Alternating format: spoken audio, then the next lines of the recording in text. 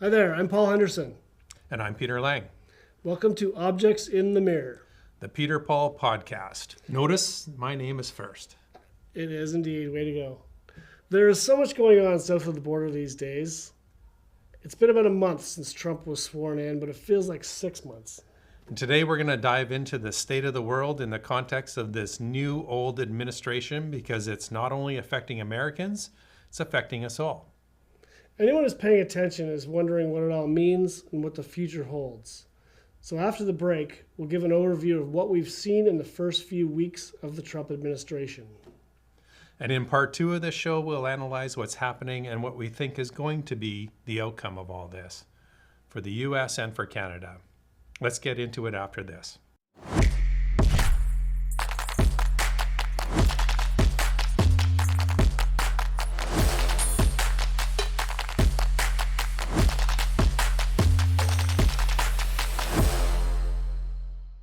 And we're back. All right, So, good to be back. Great. So we're talking about Donald Trump and American politics in a way as it affects the world. We're talking about truth and lies. Donald Trump, Elon Musk. It really feels like they're gaslighting the planet. They're gaslighting the world. They're trying to convince us that up is down and black is white and right is wrong. And it's a very strange situation. The latest example seems to be arguably the worst, where Trump was talking about Ukraine. And he's talking about how Ukraine needs to they could end this war tomorrow. And it's like and he's calling him a dictator, calling Zelensky a dictator. And of course, he's an democratically elected politician. And Russia started the war. In fact, Putin's the dictator. But it's just bizarre. He just says up is down. And I don't know. What do you think about that? well, I mean, Zelensky clearly is not the dictator in this whole thing. Even just today, I think we saw there was a vote in their parliament reaffirming his presidency. I think there Right. was 0 votes against. 12 people weren't there.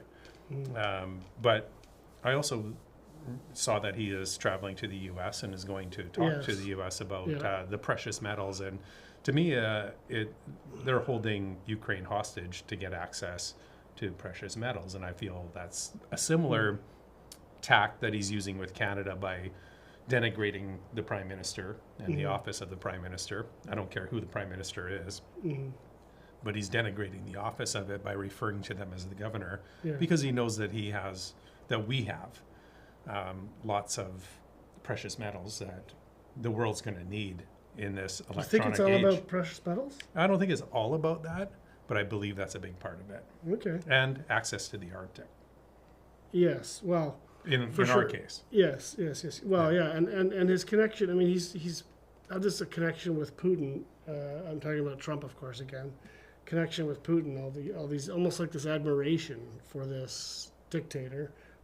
It's never been articulated as such, but you just wonder if he kind of likes the way Putin's got things running over there with elections that are, They're not real. of course, They're not real elections. And you don't forget, Donald Trump did say before he got elected this time that if he was elected, Americans wouldn't have to vote again. So, so maybe that's coming. But honestly, as a Yeah. Canadian, I'm sitting back and watching what's going on in the U.S.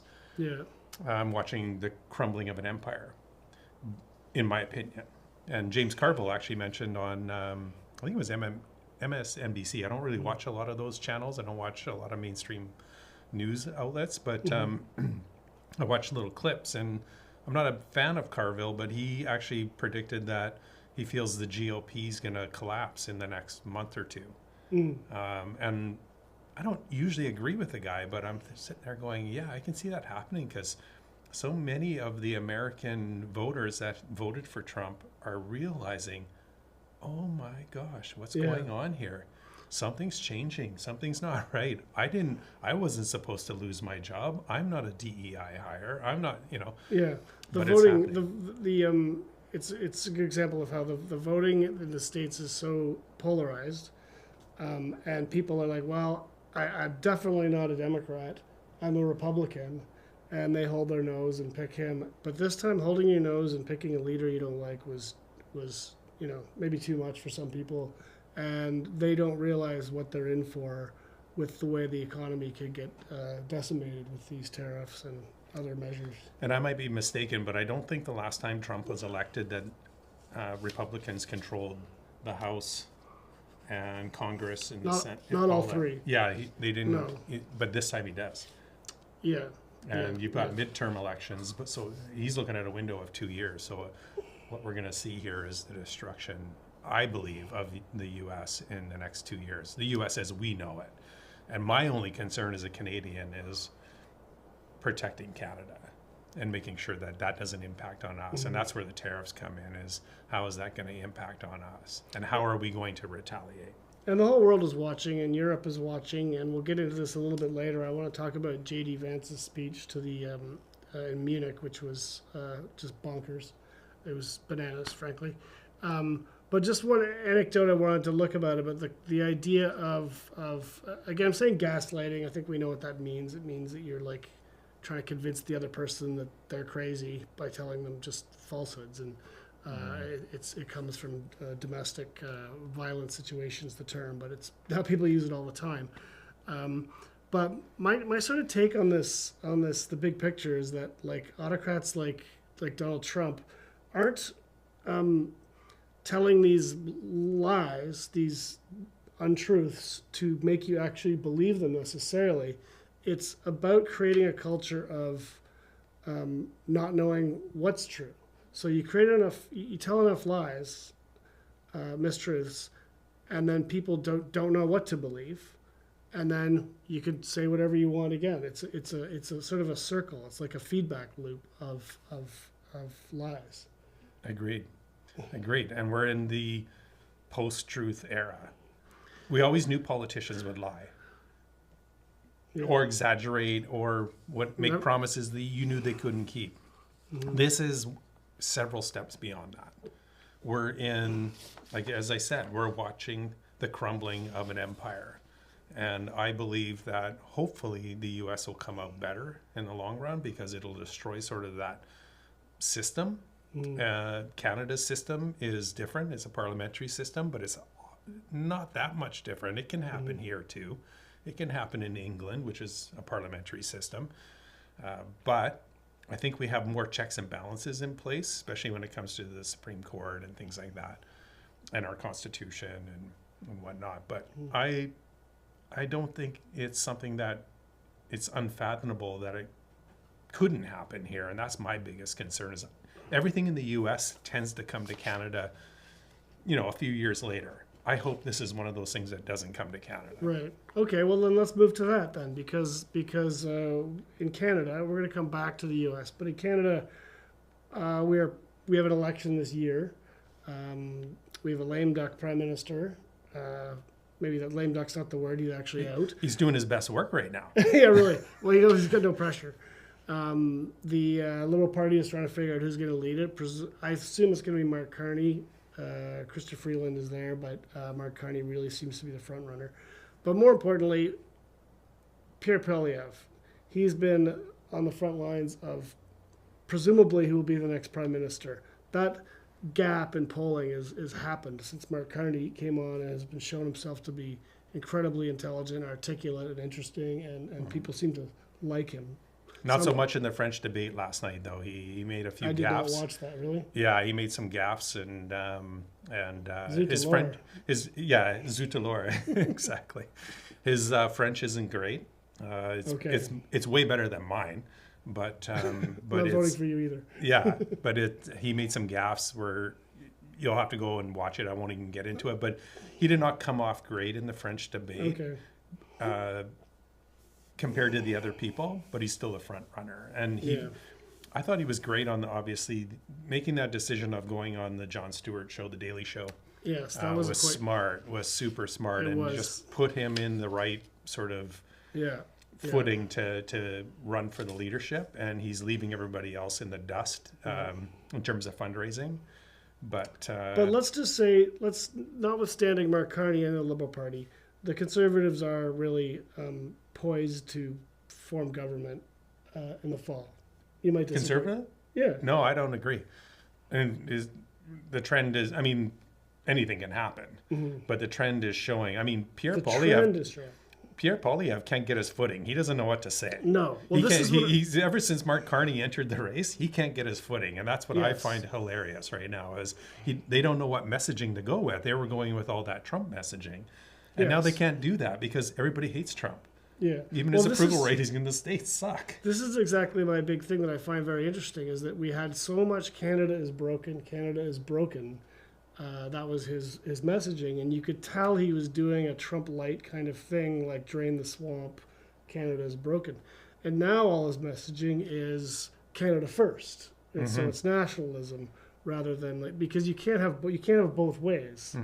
There was a Global Mail columnist today who said you can't have it both ways. If you say Canada's broken, it means you want your country to be better. I tend to disagree with her. It was an interesting argument, but he's not saying that anymore because yeah, you're right. He's like, oh gosh, Donald Trump's gone so far off the deep end that I can't use that term anymore. So he doesn't know what his messaging is. He's probably getting a lot of advice. He's getting tons of advice, and he keeps changing it. But I don't know that it's working out. I still think that he's on path to become the next prime minister. But do you think that he will tone that down? Do you think he will protect Canada? He will oppose Trump, or are we just in for a nightmare here? I think we'd be in for a nightmare, but one of the things I do like about what the Conservatives' messaging is when they use his wife in the commercials. Yeah, the family stuff, I think that's resonates with a voter base. And if I was the people behind the scenes, that's the stuff I'd be focusing on. I prefer his glasses too, by the way. Do you? Yeah. Yeah. I think Yeah, you know what? You're right, actually. Yeah. it's like he's trying to be cool without. Yeah, the he should go glasses. back to that. I think so. But he looked too much like Milhouse when he had that. That's what- So, He is Milhouse, so it's okay. Yeah, moving back to the U.S., I really want to talk about J.D. Vance's speech at the Munich Security Conference on Valentine's Day. Actually, a really good friend of mine who's one of the smartest people I know just kept telling me, "You got to watch this video. You got to watch this speech," and I'm like, "No, I don't want to. It hurts my brain." Finally, she made me watch it. You know who I'm talking about. oh, yeah. And his speech was, it started out very well and everyone was very applauding and all that, but it was unbelievable.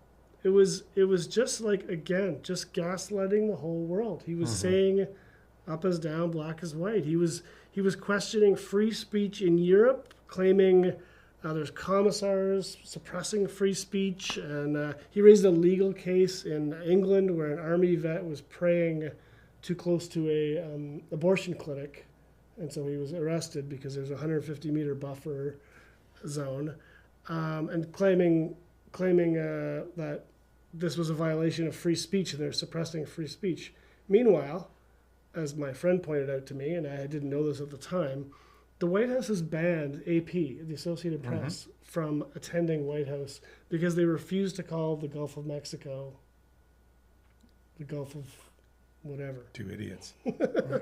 And so like the hypocrisy is just staggering, right? They don't see that. They don't see that, though.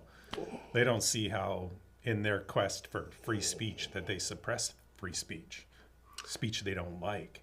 I like the speech of the guy that came up after Vance. I didn't hear all of Vance's. I am going to go back and listen to it now It's because worth it. It's only you're good 16 friend. minutes, I think.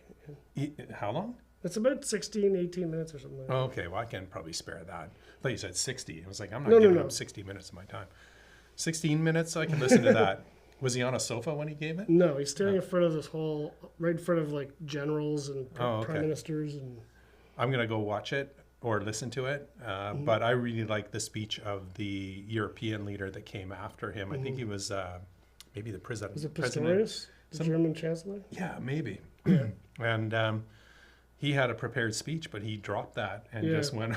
Yeah. And I thought, good for you for just deviating from your prepared statements to really call a spade a spade. Well, and the other element of his speech, and again, this goes back to like what Trump says. Again, I keep saying gaslighting, but is J.D. Vance was talking about, again, criticizing Europe. He was criticizing the Romanian election that was recently overturned because they determined there was Russian interference in the election. And and he was calling that undemocratic. And if if Russia spending whatever money they spend on advertising could upend a democratic election, it must not be a very strong democracy to start with. But again, in the context of, 4 years ago we had January 6th. There was a democratic election that your supporters stormed the Capitol and Based on basically lies. a coup d'etat, attempted a coup d'etat, and it's infinitely worse than overturning an election in Romania because of Russian interference. But there's just this cognitive dissonance or this ignorance or this that just I find boggling, and I'm naively confused by because they just. And a similar game plan was used in Brazil in their elections, and Bolsonaro lost. And then he's actually been charged and I think convicted, maybe even. That sounds familiar. Yeah. So to me, that's something to look at to say, if we're going to structure our electoral system in a way that protects democracy, let's look at what other countries are doing. We may need to come up with something new quite completely in a democracy to say, like, when these types of things, because in this age of instant information across the web, it's easy to start to have bots and manipulate people's thoughts and like how much of your free choice is actually free choice. Well, the algorithms, we could do a whole podcast just on that, the algorithms and the way that they free choice is often gone because you're fed what you want to see, and outrage is always better than positive news. The third element quickly I wanted to mention about J.D. Vance's speech that was arguably the most important and probably pissed off Pistorius the most as the German chancellor was he started getting very upset about the AfD party, which is the far right party in Germany. And ever since a certain war happened, mainstream political parties in Germany have had what a lot of the people call a firewall against ever having a connection or a coalition with a far right party. And again, J.D. Vance is like calling that out as like some sort of anti-democratic thing, and there's this big consensus amongst the main political parties to not work with them, and yet he's calling that out as somehow anti-democratic, and it's just it's just tone deaf, sort of clueless, brainwashed. They're brainwashed. They're in Putin's back pocket, all of them. They're spewing their talking points. So let's just call it what it is. That's what's going on here. Yeah. Well. The other element of what's going on in the U.S. that's getting a lot of attention, obviously, is what's on your shirt right there. And now we don't want to spend too much time talking about that specific gesture, but it got a lot of attention. The what looked to all eyes were paying objective attention, like a Nazi salute. There was a lot of people claiming that he's autistic, and it was some sort of like. But he did it twice. He turned around and did it again.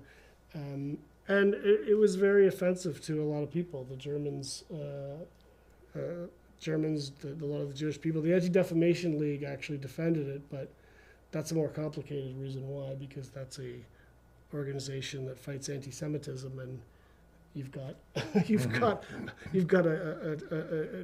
a Trump government that actually supports Israel quite strongly. So. But that was just bonkers, right? I mean, and again, there's a thing called, you're well aware, called Godwin's Law, which is kind of almost a joke, but it's where that, like, as any online discussion grows longer, the probability of comparison with Nazis, or Hitler approaches 1. It's that classic thing where you fight with somebody online, people fight online, and then you're Hitler, you're a Nazi, you're Hitler, you're a Nazi.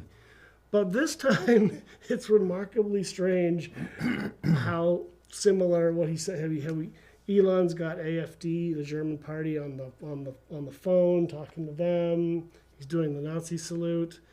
It's you don't want to go there. It's foreign interference is what it is, because he can't even vote there. So him, even with his profile, even speaking on that, to me, is something that shouldn't be allowed in this day and age.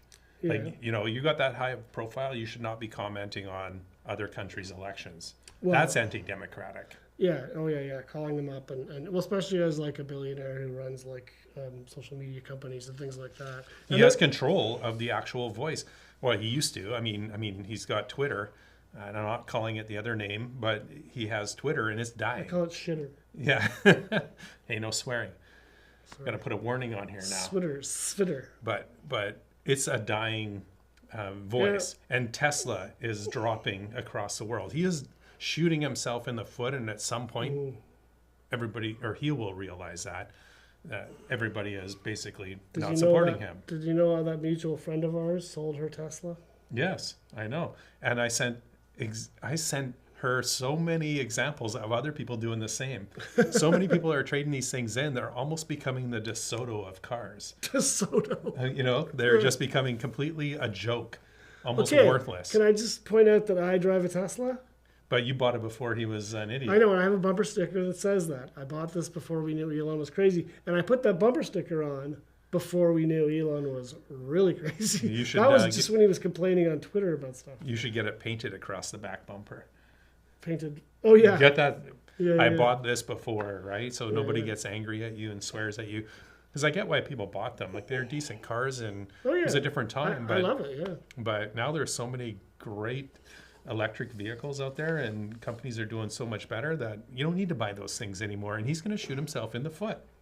Yeah. And he's going to end up, I mean, he's got $40 billion, so he'll never be broke. But he'll be the laughing stock of the business world. He'll go away and he'll go away and go, wow, look at all the money I got. And go, yeah, but you got all that before everybody realized you were a despot. Yeah. All right. Let's take a break. Sure.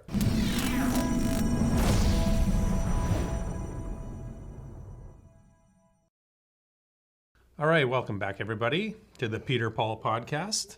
And now we're going to get into what might happen down the road, what our predictions and projections are of what might happen in the U.S. From here on in. And I don't think we agree 100% on that, so it'll be interesting. Yeah, for sure. And before we get to that, I just want to do a quick analogy based on, again, I mentioned before Godwin's law and comparing things to Hitler and that hyperbole, which is just too much sometimes. But there's some interesting comparisons.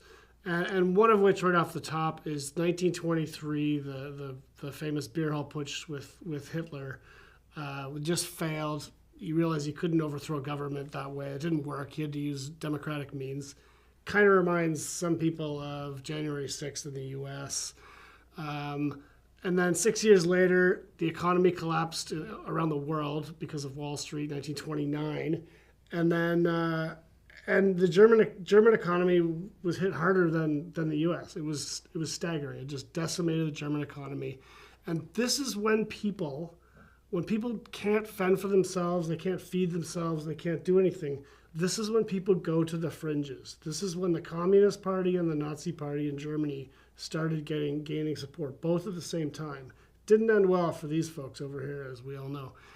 And then the next thing that happened was an incident. It was actually a fire at arson at the Reichstag. And somehow he convinced their parliament, whatever it would have been called, at the time, convinced to give him executive power, complete executive power, something akin to martial law. And there it was. From 1923 to 1930, when he became chancellor, and about a year after that, within 8 years. So it wasn't quick. It took a while.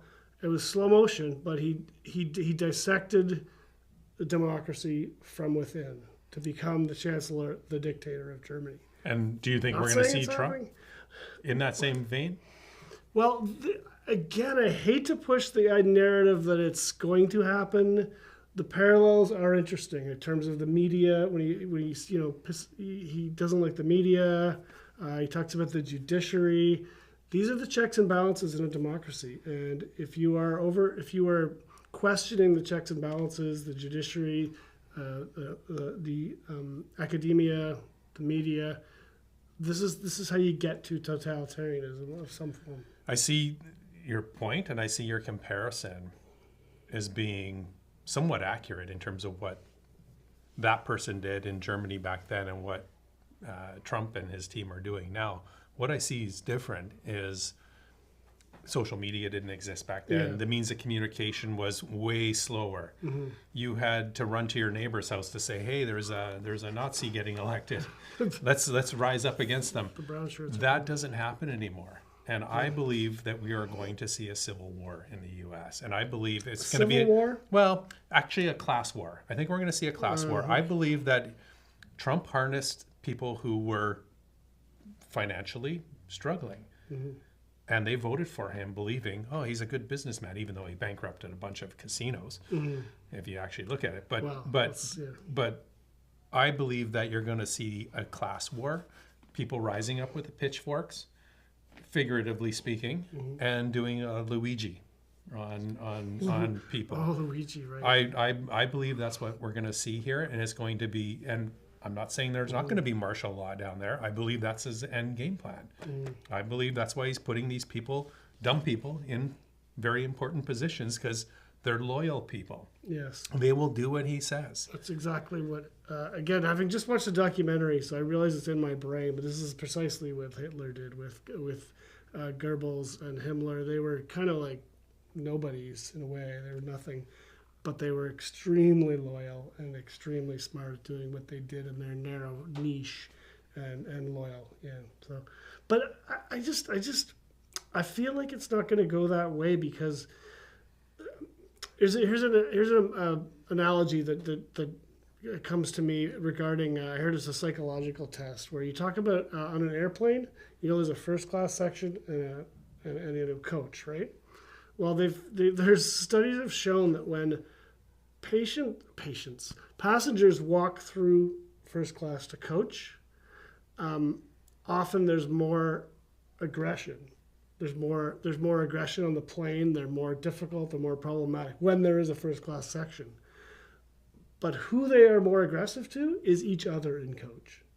So my only point with that is that often what happens is you said a class war. I find what happens is, unfortunately, it just becomes like the people on the streets have more to fear from themselves than we do from them.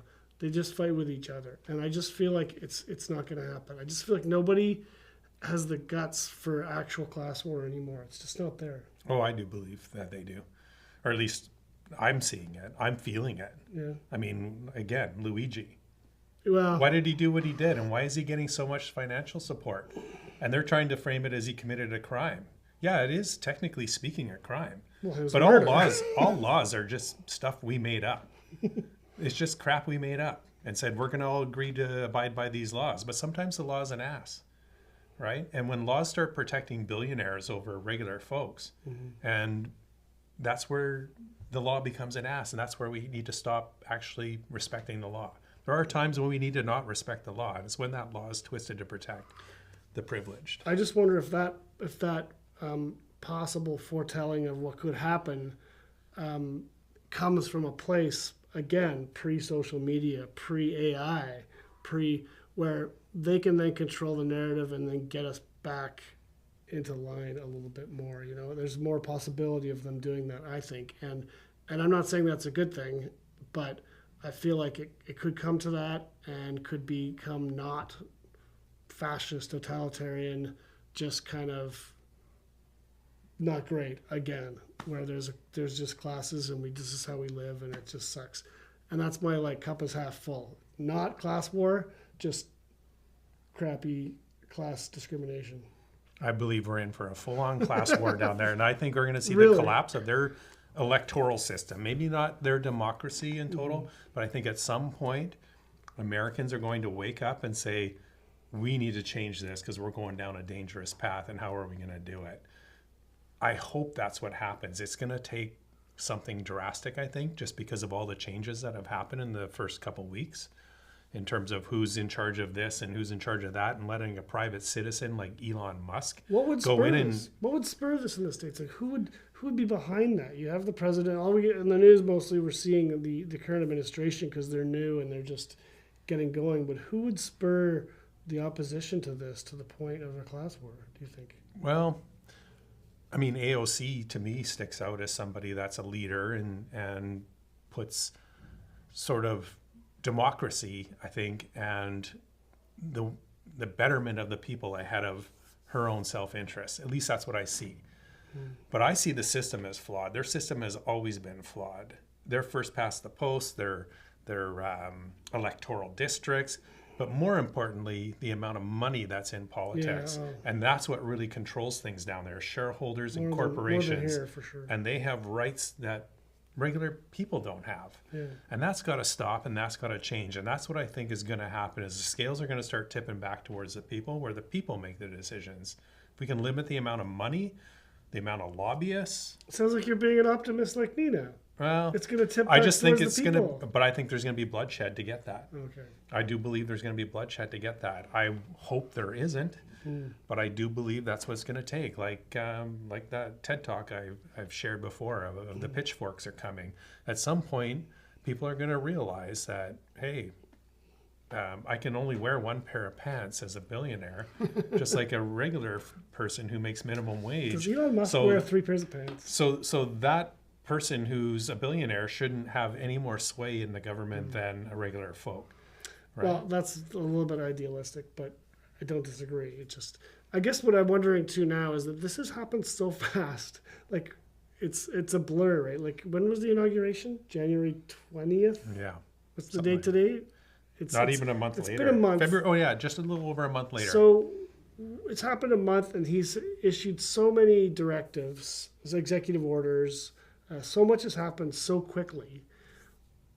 What do you think maybe is happening next? What would be like the medium term? Like by August, what will the world look like? Let alone January 2026. I don't know. It's hard for me to wrap my head around it. I always feel naively like it's all gonna just sort of settle. There's been a lot of chaos in the world throughout modern history, and it comes back to some semblance of normalcy. But what do you think? Where are we going with this? By August, I think you're going to see some sort of bloodshed of some kind. What are we, February? So 4 months.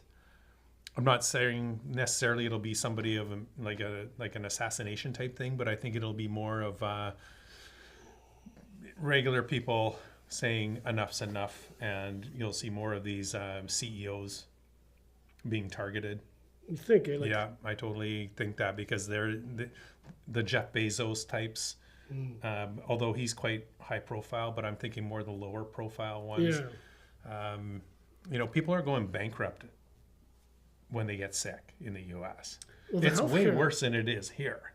Yeah, the healthcare situation is almost its own topic, because, again, that's the CEO who was assassinated of an HPO or whatever that's called. But that's who they serve. That's who the politicians serve. They serve the CEOs and the shareholders. They don't serve the people, and that's what people are waking up to. If you really want to talk woke, that's really going to be new woke. New woke. That's what I think is going to happen. I really believe that people are waking up. How much money is enough money when it comes to you as an individual? I would like $3 million. Like just in your bank account? Yeah, that's my specific amount. And you'd be happy? Yeah, I'm pretty sure I could live comfortably forever. Yeah. Okay, but I mean, you could earn a decent living and be quite happy and content. You don't need to be a billionaire. No.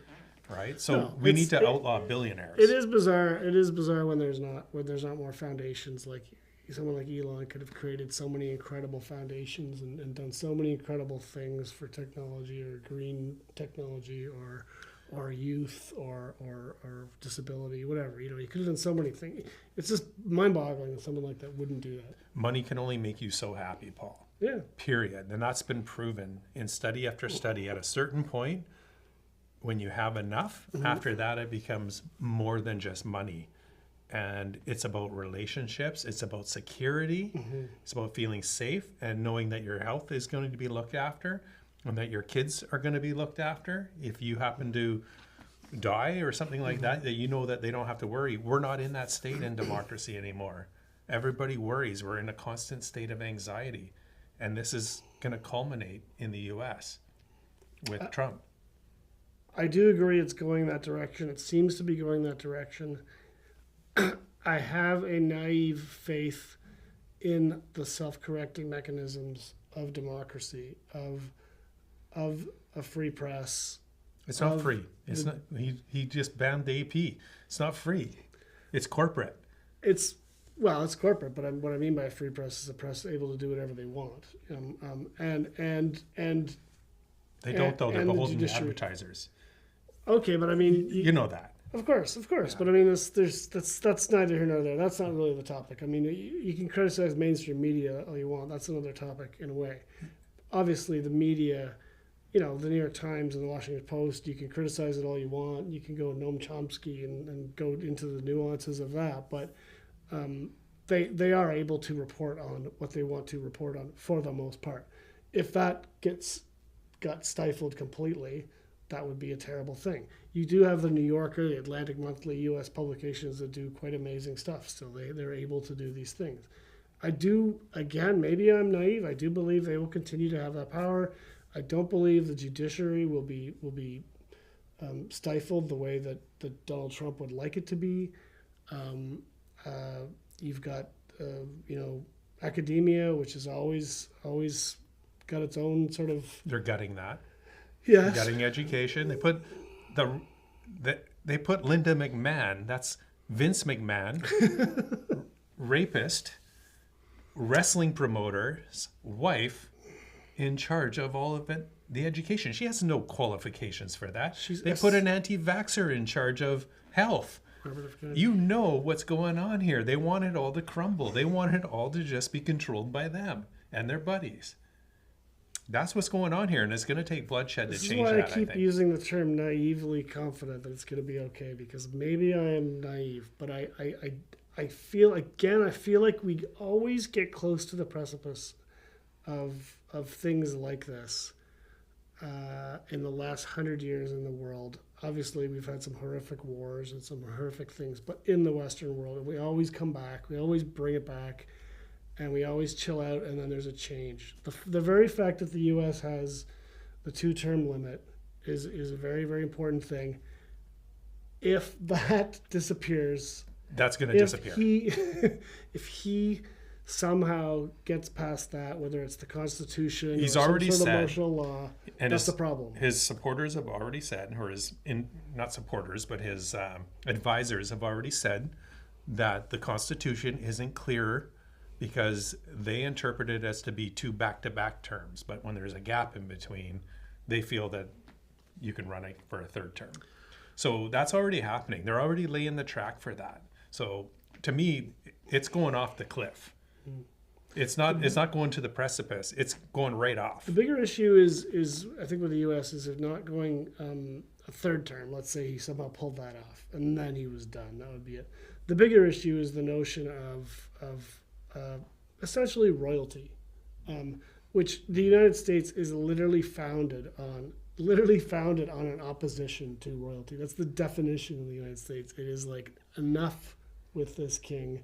No, that we're not. To use the term king to be photographed with a crown on, as apparently Trump was recently. I don't know if it was imaged on, but that is the opposite of what the United States is, and I feel like this will be pointed out enough that there'll be some sanity will return to the world. And I might be wrong. I think you're wrong. I totally think you're wrong. Well, but it's going to be one way or another, as a Canadian watching. Yeah. And somewhat insulated, but not completely insulated. It's anxiety provoking, but it's also going to be interesting to watch, because I think we will learn lessons as a democracy in Canada. Yeah. And that's where I think Poilievre is trying to struggle to find his way. Is he was hitching his wagons to that same kind of messaging, and now he's not. Trump light. But we got an election coming up, and then I'm worried about us following in the U.S. footsteps. Well, that's where I really am going to say I'm more optimistic. I really don't believe even the most sort of off the rails, whether it's right wing or left wing in Canada. I really believe we have the fact that we see what happens in the U.S. really gives context to Canada. We see what's going on there. They're in their own bubble, and they're just like, they're the most powerful nation in the world. Canada, we sit there and we go, oh my gosh, we're like at the zoo watching the hippopotamus. It's like we recognize it. I've never, the metaphor again, this is an animal metaphor again, but I've never felt so accurate, the whole like mouse sleeping next to the elephant thing, where, because that's what it feels like. We're just like, what's going on? What are you guys doing?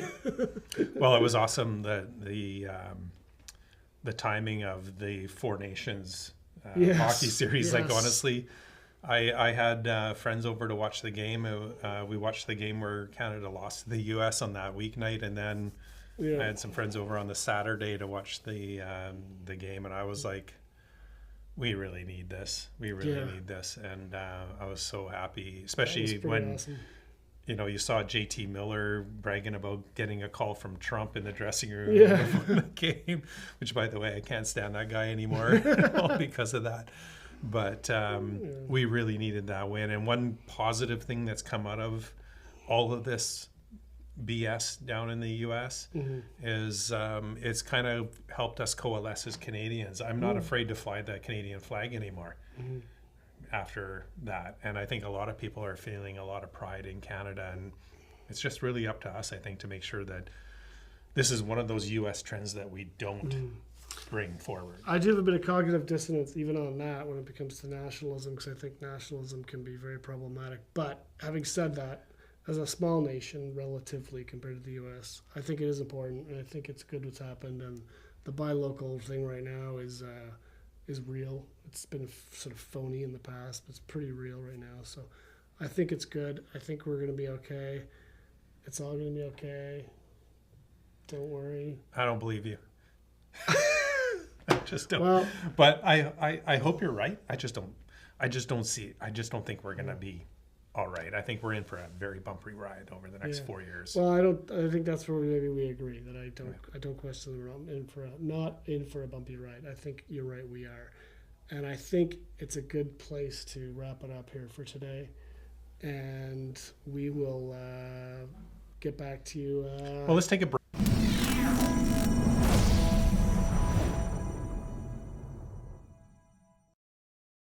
Okay, welcome back to Objects in the Mirror, the Peter Paul podcast. I think it's been a good episode, good chats. We talked about Trump and Musk and Germany in the 1930s and democracy and gaslighting and truth and lies. We were all over the map here, and I even learned about the beer hall push, which I knew nothing about because I'm pretty sure I was absent that day in high school.